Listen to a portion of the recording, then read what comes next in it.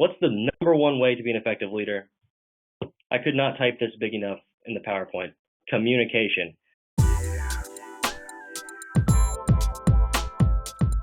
So I like to think of POLC, the four major management functions, as a vacation.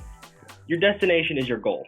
I want to go to Hawaii, I want to go to Florida, Colorado Springs, wherever it is you want to go on vacation, that's your goal. And before you do anything, you got to decide where you want to go.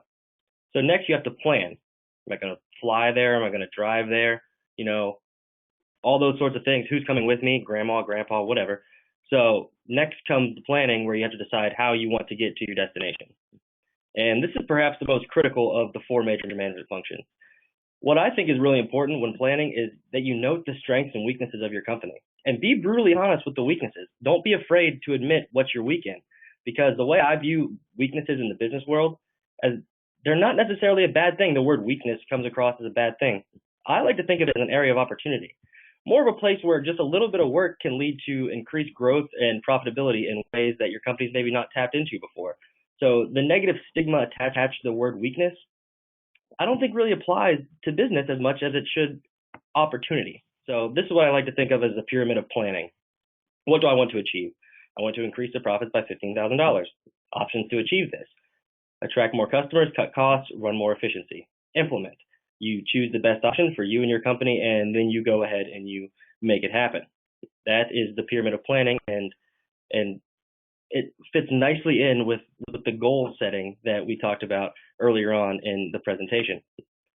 So back to the vacation analogy, you've decided where you're going, you got your goal, and you laid the groundwork for how you're going to get there, which is your plan, and now it's time to figure out the logistics of it all, which leads us into organizing. I think really, truly effective leaders need to almost have the ability to employ each one depending on the situation that they are in.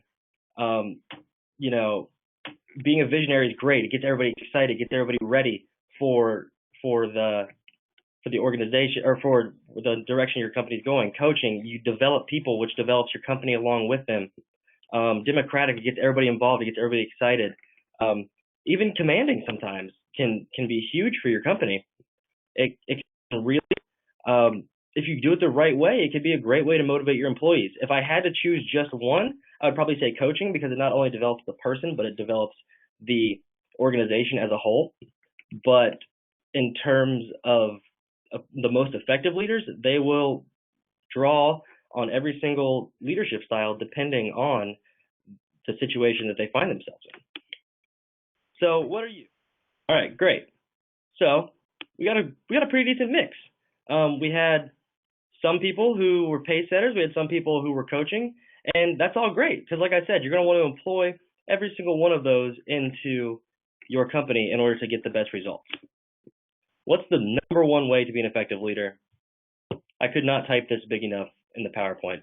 Communication. That is the key to everything you do in your life, business, anything.